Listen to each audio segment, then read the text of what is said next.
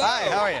Okay, so I would love to hear, let's go way back to the beginning, because obviously if you're writing and directing partners, you have somewhat of a love story. How did you guys first meet? We met on a beach. It was sunset. I remember I had a daiquiri. That's not true. It's Yes. Match.com. Film school? We have like a super unsexy meeting story. I mean, I'll give it to you if you want.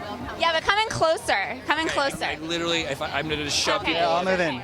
It's all for the shot. We met working for a guy named Dan Petrie Jr., who's a great writer, also a redhead, which is even weirder. Yeah, I was going to ask about that. strange. Don't ask about that. It's You very guys weird. look like you might have the same dad somewhere off in the world. That's possible. messed up, but that's entirely possible. Like way, way back. Yes, somewhere in Ireland. Somewhere we're related. Yes. What was it about the two of you that you think the chemistry was there really to click? Because obviously you spend a lot of time together. So much time together. I'm glad you brought Too that much up. time together.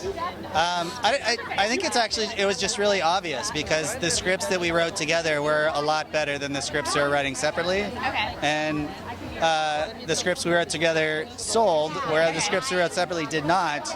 And so it was as simple as that. Business move. Yeah. So I'm not a mom, but what do you think are 3 things that I should do before joining the motherhood club one day? Like pre-momming? Like, what do you need to know? Not like get tests, you know, the genetic test. I don't want that.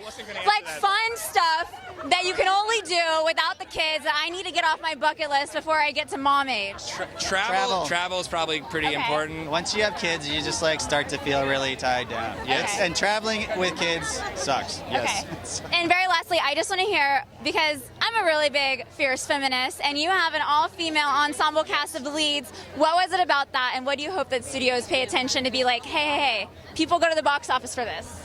I feel like over and over again women's movies overperform, and every time everyone's sort of shocked. No, but it's true. I'm not being like nice. I'm just saying it's like they're constantly shocked that women's movies do well, and you're like, no, they always do well. I don't know why this is news every single time.